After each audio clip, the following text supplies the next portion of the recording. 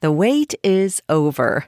Dive into Audible's most anticipated collection, The Best of 2025, featuring top audiobooks, podcasts, and originals across all genres. Our editors have carefully curated this year's must-listens, from brilliant hidden gems to the buzziest new releases. Every title in this collection has earned its spot. This is your go-to for the absolute best in 2025 audio entertainment. Whether you love thrillers, romance, or nonfiction, your next favorite listen awaits. Discover why there's more to imagine when you listen at audible.com/bestoftheyear. Now, The Hunt Palmer Show. A magic beyond anything you could ever imagine. You are now listening to The Hunt Palmer Show. Brought to you by Sagrera Farms on 104.5 ESPN Baton Rouge. Locking down the middle of the day. You really think that's the best idea? Live from the Raising Cane studio. This is Hunt Palmer. It's quite a piece of work.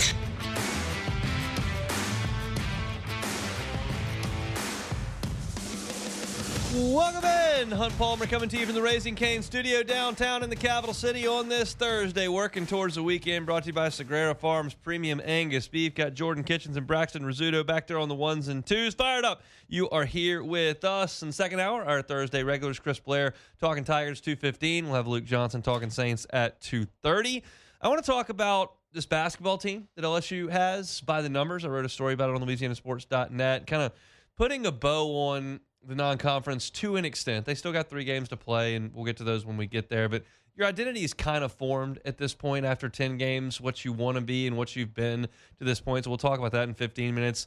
I want to talk about rebuilds in the NFL and kind of what schedule the Saints are on compared to some of their peers in the National Football League. So we'll do some of that at 1:30. Javonte Smart has had a huge last couple of months. I didn't even know he was playing. I want to briefly mention that as well. We'll start things with LSU football. It is, of course, our opening drive. Welcome to the big league. It's time for Hunt's Opening Drive. Presented by Fabry Chevrolet GMC in St. Francisville. So, y'all know this by now. I tell you sometimes I go number digging to see what the numbers show me. And sometimes I have a preconceived notion that's proven true. Sometimes I have a preconceived notion that's proven false. Sometimes I just kind of start going. And I think that's where I was this morning when I started to comb through Michael Van Buren's Pro Football Focus numbers for this season. I want to be clear. I don't think Michael Van Buren's going to be LSU's quarterback next year. But we don't know, right? The next 3 weeks, there's going to be a flurry of activity in the transfer portal. I don't know what Trinidad Chambliss' future holds. I don't know what LSU is going to do beyond that in the transfer portal. You look at the names that have popped up with DJ Lagway and Sam Levitt. And there are plenty of names that we can get to when that time comes. But there is one guy that's on the team that started what will now be 4 games that I think we've got to talk about, right?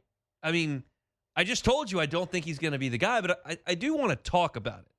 And I guess my preconceived notion, which is not necessarily preconceived because I watched him play every snap that he played, was that it wasn't very good. And certainly LSU didn't score a lot of points in their last 3 games with Michael Van Buren at quarterback.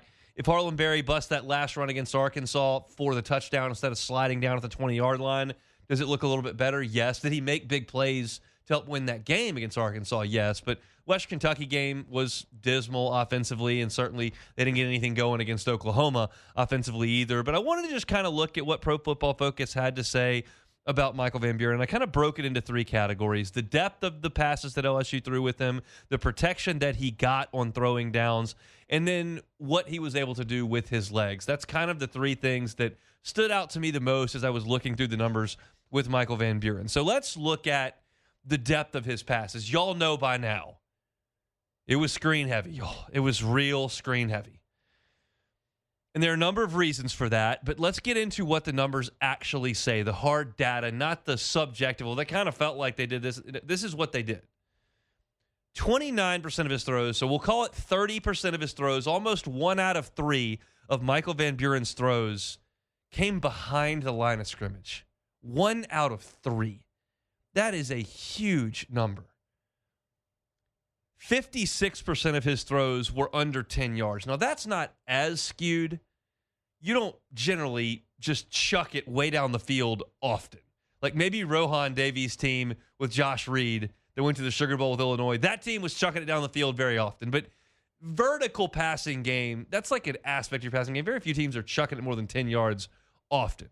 But 56% of his throws were under 10 yards in the air.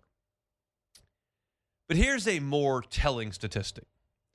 Only 10 times this season, well, there was some early mop-up duty and then certainly the last 3 games of the year, but only 10 times this year, which is 8% of his throws, traveled 20 yards in the air. And I thought perhaps that they were really limiting Garrett Nussmeier's air yards this year because he was hurt and he just could not throw the ball down the field. Well, you got Garrett Nussmeier out, and then you brought in Michael Van Buren, who's healthy. And Chris Hilton's still really fast, and Barryon Brown's still really fast, and Aaron Anderson, when he's out there, can still run. Like, there are still deep threats on this team.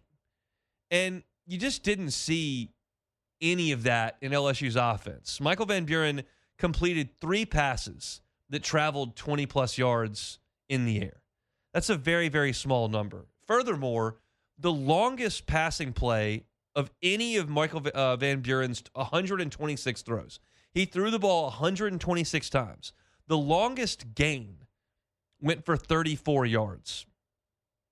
Further, against Western Kentucky, the Hilltoppers, you threw the ball 43 times with Michael Van Buren in that game, and the longest gain was 23 yards.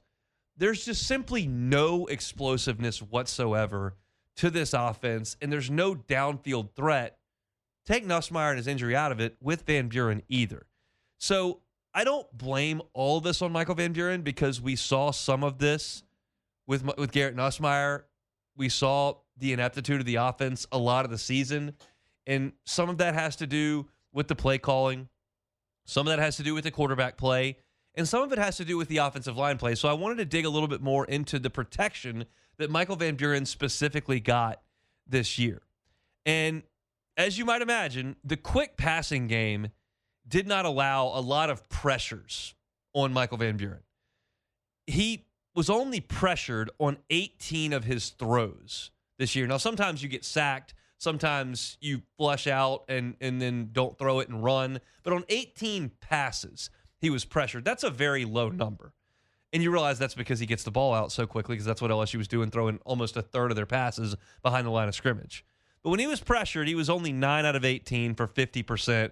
He threw 2 touchdowns and was not picked. One of those touchdowns was when he got outside and threw it to Bauer Sharp in the end zone for the touchdown against Arkansas. But he was only 50% when he was pressured. So let's go further than that. Let's go to the blitzes. When Michael Van Buren was blitzed, he was 21 out of 41, so 51%, 1 touchdown, 1 interception. When he was not blitzed, that completion percentage went up from 51% when he was blitzed to 68%, 4 touchdowns, only 1 interception. So blitzes did affect him, did drop his completion percentage by 17%. And I think that is on him for sure, but also on the offensive line for not giving him as much time as you might like. But then you go from the pressure statistics to, okay, how much did his ability to move his feet help LSU? How much did that help? And if you take out the sacks, he ran for 171 yards and a touchdown, which is far more in the course of what was essentially 3.5 games. I think that's fair to call it that, 3.5 games. A little bit of mop-up duty here and there, and then 3 full starts. 3.5 games, 171 yards and a touchdown. That's not insignificant, and he had the 35-yard run to kind of put the Arkansas game on ice down the right sideline, which was a really nice play there. He had a good run against Oklahoma as well that I think went for 23 yards against a really stingy Oklahoma defense. So he did use his feet a little bit, but ultimately my final thoughts on this entire exercise were he offered a little bit with his legs. He didn't offer anything down the field as far as the passing game goes. He was fairly inaccurate, and ultimately the LSU offense was not productive with Michael Van Buren out there. You played the worst defense in the SEC in Arkansas. You played a Conference USA team in Western Kentucky, and then you played a really good defense in Oklahoma, but you weren't able to put up a lot of points really at any point while he was out there. The offense never really got into a rhythm outside of maybe the last 2 drives of the Arkansas game where you went and got the touchdown to take the lead, and then you iced the game, which was actually helped a little bit by the running game there. So it's not an earth-shattering discovery here, but it's certainly not a digging effort that made me look at this and go, yeah, I think this guy really needs another shot. Now, I'll tell you this, and I'll be very, very blunt about this. I hope he stays at LSU, because I think the odds of LSU going to the transfer portal and getting 3 quarterbacks is pretty remote. Like, it's possible, but you think somebody's going to sign on that dotted line with the understanding they might be the 3rd-team quarterback? Like, you got Van Buren as a 2nd-team quarterback, and a nice paycheck for a freshman, sophomore to be is something to entice someone to go to a school. And Van Buren certainly got that leaving Mississippi State, where he was the backup, to come to LSU and be the backup. You got a nice payday for that. But I hope that Michael Van Buren stays, because he does have some talent. He now does have, as far as portal quarterbacks go, a lot of SEC experience. He started 2 this year and 6 last year. He started 8 SEC games. That's essentially a season prior to next year's 9-game slate. But he's played a season of SEC starting quarterback. That's not nothing. And he does move a little bit. He has seen good defenses. I hope he stays at LSU. I just don't think he's going to be the quarterback of the future. And there was nothing I found in the numbers that would suggest otherwise. I do think that he completed passes at a little higher rate than I thought. He had 5 drops around the line of scrimmage that would have pushed that completion percentage way, way up, somewhere in the neighborhood of like 98%, around the line of scrimmage, which most quarterbacks can do. But he really wasn't asked to do much more than that. And the offense, I think, was prohibitive to any sort of development. When you've got an offense that does not run the ball and does not stretch the field vertically, you know how tough it is to play quarterback, where you only have to focus on windows between 0 and 10 yards, and you're a defense that only has to focus on a 10-yard window in the field? I think that the offense was prohibitive. I think he would be a better quarterback in a Lane Kiffin offense. I think he will be a better quarterback as a 3rd-year player than a 1st or 2nd-year player. So, I don't think he's going to be LSU's quarterback of the future. However, I would like him to stick around, because I need bodies at quarterback. And right now, if he leaves, you have none bodies at quarterback. That's not ideal. So just to look at Michael Van Buren, I've got all those statistics kind of written, and it's probably easier to digest in written form over at LouisianaSports.net. It's a free article. It's right there on the front page, 2nd story from the top. You can go check that out if you'd like to. Kind of a look at Michael Van Buren's first season at LSU. That's our opening drive. We'll come back. What's the identity of this LSU basketball team as they march towards conference play? We'll talk about it next. The Hunt Palmer Show. One Bath and Closets. OneBathAndClosets.com is the website. David Duvall and his team, 30 years redesigning and remodeling bathrooms and closets. If your house was built between 1990 and 2000, you're looking at 30-ish years old on that house. There's a chance that some of your fixtures and some of your plumbing in the bathroom are starting to break down. There's a chance that it's dated in terms of its functionality and what it looks like. If that's the case, consider a bathroom renovation. It can be big, wholesale renovation. They do that at One Bath and Closets. It can also be a deal where they just do a tub-to-shower conversion for you. That's possible as well. They're happy to take out that old tub you don't use, or it's dingy, or it doesn't function anymore, and put in a gorgeous new shower or a new tub. They can do that for you at One Bath and Closets. Don't just call the guy down the street and see if he can figure it out and give him some cash. Go with the company that's been doing it for 30 years, licensed, bonded, insured, has a master plumber under contract. They can help you with big job or a small job. Financing is available, 0% up to 18 months. It's One Bath and Closets.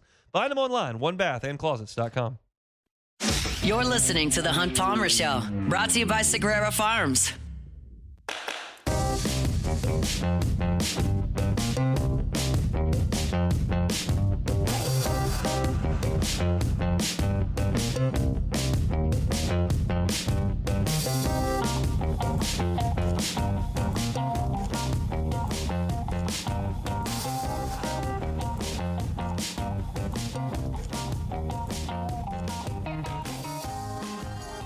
Thursday show is brought to you by Sagrera Farms Premium Angus Beef. Gonna see my guy Sean Sagrera this weekend pick up some of that delicious prime Angus beef. If you're looking for some of the best beef you can find in the country, you can find it just north of Baton Rouge in Ethel at Sagrera Farms. You understand that herds are at some of their lowest levels since the 50s right now, and our population is significantly bigger than it was in the 50s, right? So it's just supply and demand. That's why you're seeing a premium on beef. You're seeing prices rise when you go buy the beef, wherever it is that you do that on nearly a weekly basis, right? Well, if you're going to pay a premium price, you might as well get a premium product. You know you're getting prime Angus beef when you get beef from Sagrera Farms. And it's not just talking about ribeyes. I'm not just talking about roasts, things that you don't necessarily cook week in, week out. I'm talking about ground beef as well. You're going to get prime ground beef from the folks at Sagrera Farms. You go over there and get half a cow, a quarter, side. You're going to get an IMF score north of 9, which is prime. And in some cases, you're talking about 11, 14, 17, 20, which is double the standard for prime. It's delicious. It's incredibly well marbled, flavorful, tender. We've had it in the Palmer house for months, and it has been a huge hit for us. It can be for you as well if you give Sean a call. Go see him up on the farm in Ethel. Sagrera Farms, premium Angus beef. All right, basketball is going to take center stage here eventually.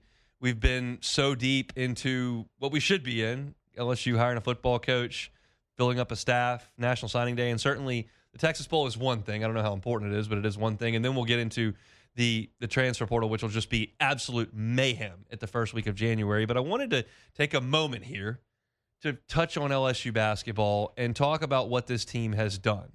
And very, very clearly, this has been a poor non-conference schedule relative to the rest of the SEC. Drake is not good. DePaul is not very good. Boston College is bad.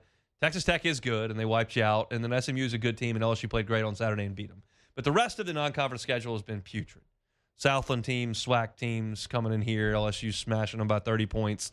And that'll continue on Friday when they play Southeastern, and they'll win that game comfortably against a team that's not very good. And you're not going to learn much from that. And I want to be upfront, out in the open. When I get into some of this, I know that LSU's played a bad non-conference schedule. You want to stack up what LSU's done against the teams that Arkansas has played, against the teams that Florida has played, against the teams that Auburn has played. Like, it doesn't stack up. But we have what we have here, okay? So I'm understanding the competition level, but also putting some numbers to some of the things that this team has done that I think could be trends moving forward. I changed my threshold for statistically speaking peaches on LouisianaSports.net. In football, I do top 25 for good and bottom 50 for bad. But you're talking about 136, 137 teams there. In basketball, you've got 365 teams. So I changed my good to top 50 and bad to bottom 100 because you're talking about so many more teams. So for offensive efficiency, LSU is 15th in the country.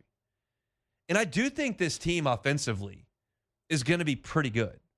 I would expect LSU to be a top half of the SEC in terms of offensive efficiency in conference play. I think from what I've seen from the league on television and what I know about LSU, with Thomas running the point, with McKinnon's occasional flamethrowers, with Sutton's versatility on the wing and on the block, and then what Nwoku has developed into as an offensive piece, plus some other guys that can have their moments. Pablo Tamba had a double-digit scoring game against SMU, which is a really nice effort. We've seen P.J. Carter knock down some threes when he gets hot.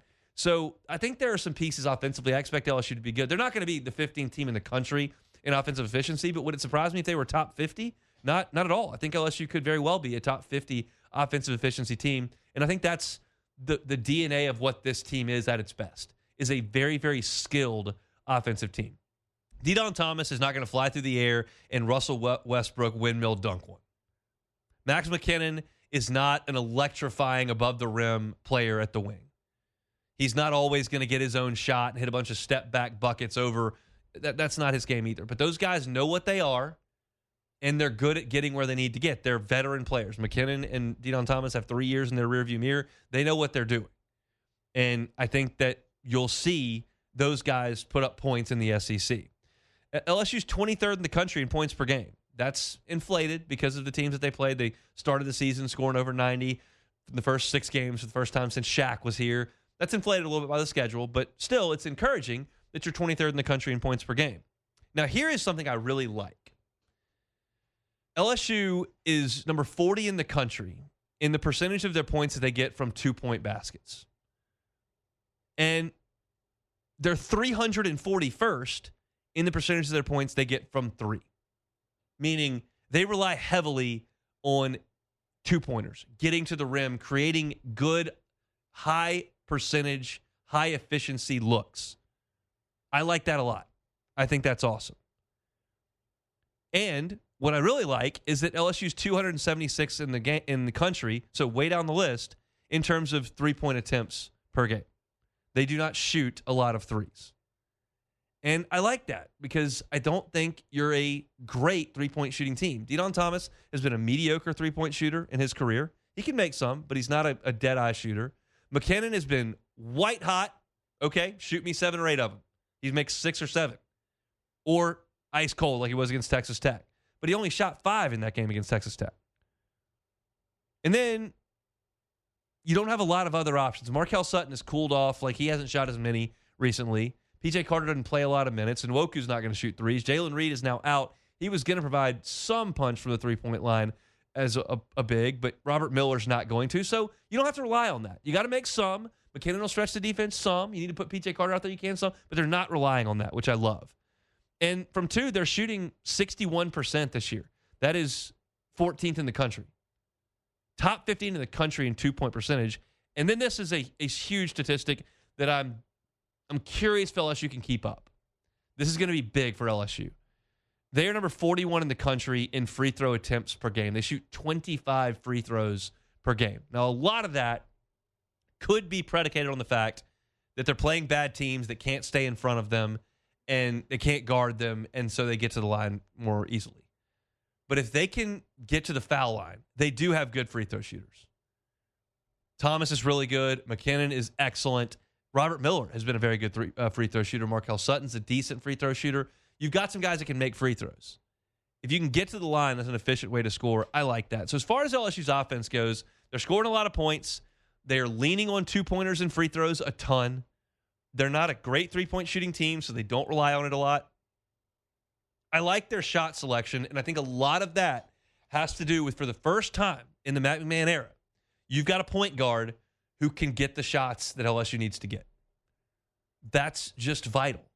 Like last year, pretty much, Cam Carter, go get a shot. 3 years ago, McMahon's first year, KJ Williams, go get a shot. That's pretty much all. You did not have a point guard. You did not have someone who could facilitate good looks, high percentage looks. Thomas is doing that, and because of that, LSU is scoring a lot of points. And in the one game he did not, you got crushed. And I think that's what this is going to come down to for LSU. When Thomas doesn't run the show, and at the same time McKinnon's not making shots, you're going to bog down. But Thomas does run the show more often than not, and I kind of like that. Now, defense I'm concerned about with this LSU team. It has not reared its ugly head yet. Texas Tech went nuts shooting the ball, and LSU's defense has been pretty good in every other game.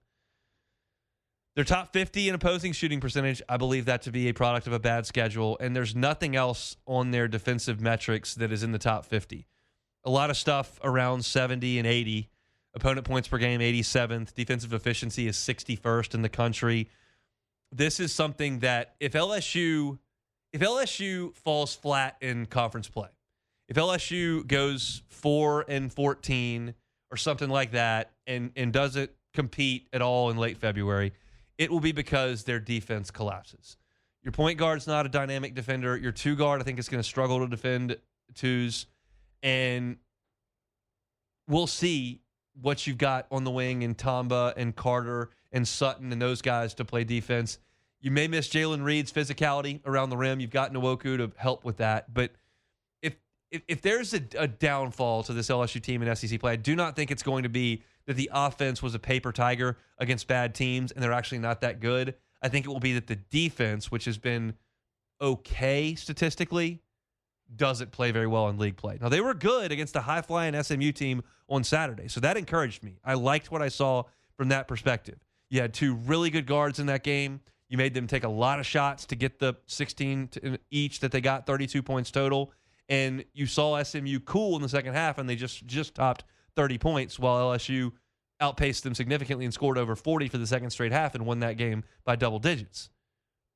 Defense is where my concern is. And I wrote that at LouisianaSports.net. I laid that out. If you're looking for some numbers here, it's just something that I put on the site every couple of weeks, every week during football season, every couple of weeks during basketball season, to just put numbers to things and not have a lot of text. You can just scroll through and I color code it. The stuff that's really good, I put in green. The stuff that's really bad, I put in red. The stuff that's not colored is just kind of middle of the pack. And it's kind of a digestible way to look at how the team is performing without pouring through a wall of text. You're just looking at numbers, which certainly plays a lot better in print than it does sitting here on radio. But I think I've laid this out reasonably. LSU's kind of put the hay in the barn from a non-conference perspective. If they can't win their last three non-conference, you got problems. Southeastern's not very good. Southern Miss, not very good. I think LSU will be just fine. Prairie View, certainly not any good. So this is kind of what LSU is entering league play. It's a dynamic offensive team in terms of their skill, their ability to put the ball in the bucket, and where they're getting their shots from, which is the 2 points in the free throw line. It's a defense that I've got my questions about, and we'll just have to see what that brings when the league play cranks up, and we've seen them play 3 or 4 league games. What does that look like? If they're giving up 80-plus a night, trouble. If that's closer to 70, I think LSU's got a real chance to win as many conference games as they lose, and that's what you're looking for if you get to the league play 12-1 if you're trying to make the NCAA tournament. So just to look at hoops here on this Thursday. Take a timeout. We'll come back. I want to compare the Saints rebuild to a couple of others that are either completed or very close to being completed across the National Football League and see kind of what the comparisons and contrasts are between them. We'll do that when we come back. The Hunt Palmer Show. Lifetime Roofing. You can find them online at lifetimeroofingla.com. Had a great meeting with their crew over there on Monday morning. They've got a claims department over there that is there to help you work with an insurance company. A lot of folks are intimidated by the process. They don't know what their homeowner's policy may say, and they don't know what qualifies for a roof replacement or roof repair. Well, if you want to take that fight out of your hands, you can put it with the claims department over at Lifetime Roofing. And I want to tell you, these guys, they're not new to the community. They're lifers in this community. And they care about the community. They were telling me a story about the tornado that blew through Kentwood a couple months ago, and they were up there with chainsaws, and they got a food truck to come up there, and they were there helping out because it's a time of crisis. They understand that, generally speaking, when roof damage happens, something significant has gone on, and they're a part of that because they're a part of this community. We've been fortunate the last couple of years. There hasn't been a storm. That doesn't mean that it's not time to have your roof looked at and potentially get a new one. If you just want one retail, they can do that. They have financing options, 0% for 18 months over at Lifetime Roofing. Go find them at lifetimeroofingla.com. Been here since 2021. Opened up brick and mortar right down the street here in 2023, and they are happy to help you anywhere in South Louisiana, from over in Slidell to New Orleans, here in Baton Rouge, the listening area, over to Lake Charles and Lafayette as well. It's Lifetime Roofing. You can find them online at lifetimeroofingla.com. You're listening to The Hunt Palmer Show, brought to you by Sagrera Farms.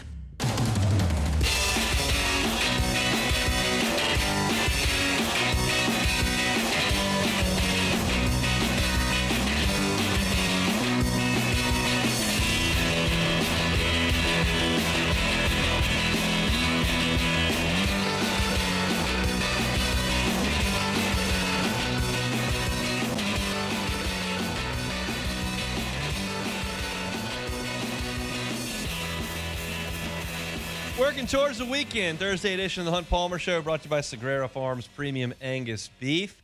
We'll have Luke Johnson in about an hour talking Saints. We'll have Chris Blair in about 40 minutes talking LSU. Right now, I want to talk about the Saints. You know, when you're knee-deep in your team, I think sometimes you don't pay as much attention to those outside, their situation, how things came to be. And right now, Saints fans are in the thick of it. Like, it's been a bad couple of years. It's really, if you want to go back to the end of the Breeze era, it's been really bumpy. You've had a coaching change. You've had a couple of quarterback changes. And just the last 2 weeks have brought a little bit of hope.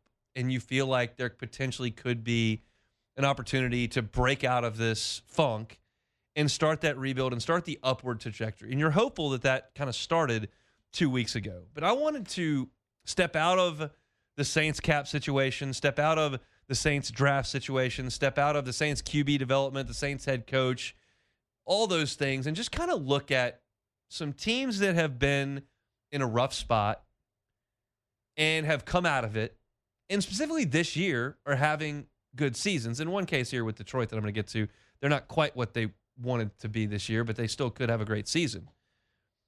But there are three teams I want to look at that have gone through coaching changes, quarterback changes, and have gone from a really bad spot in their organization to a really, really good spot, and kind of see what that transition looks like relative to the Saints. Now, again, to preface this, every cap situation is different. Every draft situation is different. Every quarterback situation and coach situation is different. Every division is different. So I'm not trying to say there's one roadmap to make it, or that the Saints need to do it this way or that way. Just like, well, how did other teams do it? And can the Saints make that happen? Or are they on a path similar to what some of these teams did? So let's start with Detroit. This is the longest one, but they've been established at the top of the sport now for 2.5 years. But you remember when Dan Campbell took over, right? You remember the press conference, the biting kneecaps. Jake brings this up all the time on the morning show. I certainly came on these airwaves and said, that's not going to work, because that's the most ridiculous press conference I've ever heard. What are we're talking about biting kneecaps and then getting on and biting another kneecap, and you don't have any legs, so you're bleeding and you take another bite, and the whole, like, it was a ridiculous press conference. I would stand by that. Now, having a ridiculous press conference doesn't mean you're a terrible coach. It was a ridiculous press conference, and I called it as such at the time. But what's he done there? Well, he's installed a culture and made hires that have sustained really good play, but it didn't start out very good. You're talking about a team that was 3-14 his first season, 3-14, and they won 3 of their last 6. Sound familiar? Saints team that was awful to start and maybe plays better and wins some games late. Well, what did the Browns do after that 2021 season where they were 3-14? Yes, terrible, but won 3 of last 6. Well, the next year they went 9-8. That was a 1-6 start, but they went 9-8, and they won 8 of their last 10. Won 8 of their last 10. And then went 12-5 and made it to the conference championship game, and then went 15-2 and were the 1 seed. So 3-14, but won some games at the end. 9-8, 12-5, 15-2. That sounds where the Saints are right now in that 3-14. Now, you got a long way to go and a lot to do to get to the 9-8, 12-5, 15-2, but that's where things are, and that 3-14 kind of feels like where the Saints are right now. But it could be better than that. You could be a 5-win team. So, yeah, they had Jared Goff, who had been to the Super Bowl previously, and every cap situation is different, and they drafted incredibly well. You look at some of the draft picks that they had was fantastic, and they obviously hired exceptionally well. You see what Ben Johnson is doing now in Chicago, and he was on that staff, and they felt really good about what Aaron Glenn brought them. And yes, it's not apples to apples, but you see that trajectory. It's not crazy to put that on the Saints. Let's look at Denver. I know their coach. I know who he is. Know how good he is. I got it. But you look at what they did. They were, in 2022, 5-12. And then you go 8-9 with Sean Payton at the helm. And then in 2024, you started 3-3, but went 7-4 down the stretch, as we all would agree that Bo Nix kind of found it, right? And they went 7-4 down the stretch for a 10-7 season, and they said, okay, this is the quarterback. We can figure this out. And this year, they've won 11 straight. They're 12-2. But it was a late surge led by a quarterback who finally got his feet on the ground with a good offensive coach, a great defense. Got it. Not the same as the Saints in terms of their age, but the Saints defense is playing pretty well right now, and maybe you've got a really good coordinator there. But you see that trajectory, 5-12, 8-9, 10-7, found our quarterback, won 7 of our last 11, and then 12-2 this year. It's not unreasonable to make that parallel with the Saints. Let's talk about the Texans over in Houston. In 2022, that was a 3-13-1 team. Davis Mills at quarterback, just awful. But in 2023, they found their quarterback in C.J. Stroud, right? And they started him, and they went 10-7, but they won 4 of their last 6 down the stretch. Stroud played really well. And, okay, this is the guy we got. And then, of course, y'all know the draft picks, Stingley. Like, y'all know the whole deal. Nico Collins. Like, they drafted incredibly well. And then they went 10-7 in 2024. They lost in the divisional round at Kansas City in the freezing cold. And this year, you turn around, and they got C.J. Stroud on that deal, and they've won 6 in a row. They're 9-5. They're right there competing for their division. And not so long ago, 3-13-1. But you hit on that quarterback. You found that coach that's doing a good job with your defense. Their defense is very good, and they've done a good job of filling in the holes on that team beyond the really good draft picks with Will Anderson and all that. And here they are. Y'all know that rebuilds happen all the time. Y'all know who the good teams in the NFL are. Y'all know who the good coaches are. But I think sometimes stepping out of your black and gold bubble and looking at some of the other teams that have been at the bottom but found an answer and are now surging toward the top, or in the Lions' case from last year, were at the top. And there are plenty of cases where, like, hey, we found something at the end of a season, instilled a little bit of a culture. Maybe it's a quarterback change. Maybe it's just figuring things out. And then, boom, the next year, it just kind of pops. And, like, I'm not going to sit here in mid-December and tell you that I think next year the Saints are going to be really, really good. I'm not going to rule it out, but I think it's unlikely, right? Your cap situation's still not great to go into free agency and address some of the needs you really need. But maybe your quarterback is a difference maker. Maybe your defensive coordinator has really got this thing figured out. Because what you've seen in the last 3 weeks is a quarterback that's playing really well and a defense that's playing really well. And if you have those two things, well, that's what Denver's got. And if you've got a young quarterback on his rookie deal and you can hit on some draft picks and you can get a new coach to instill a new culture and some stability, that's what Houston's got.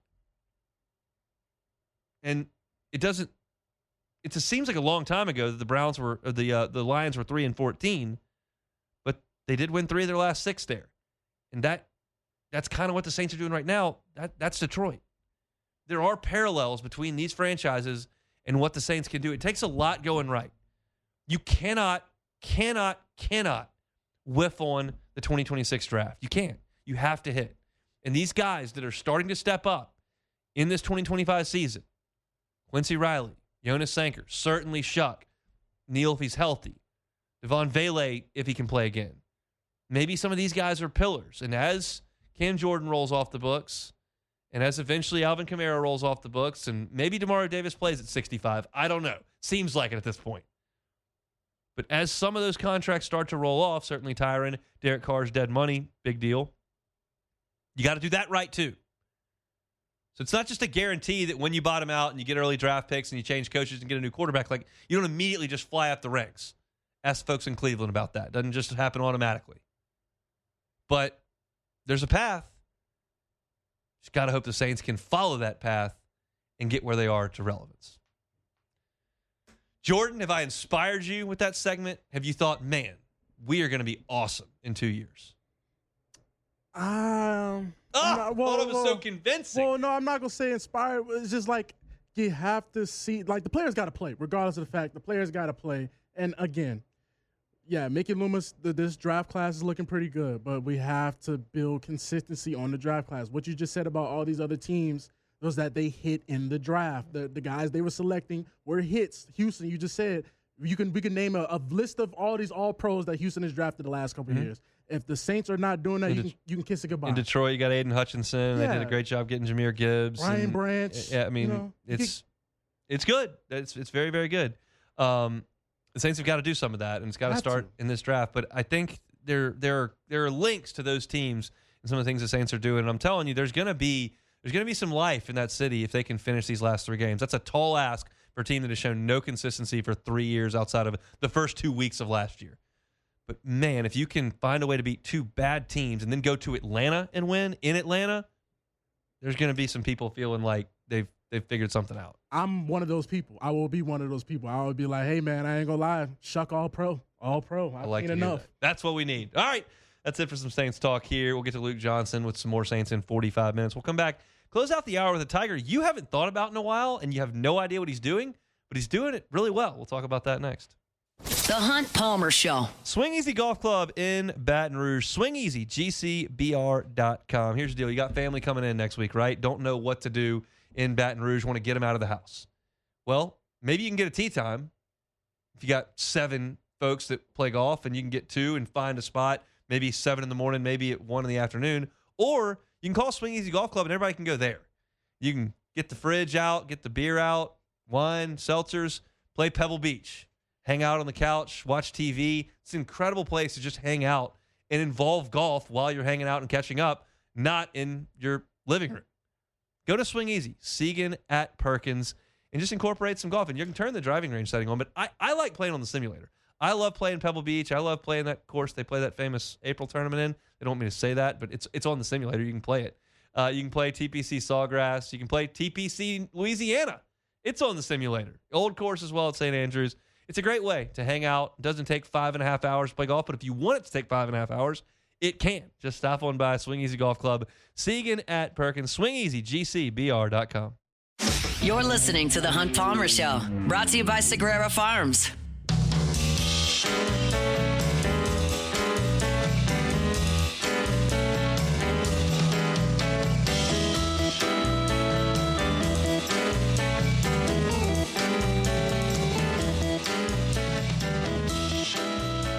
Thursday shows brought to you by Sagrera Farms Premium Angus Beef.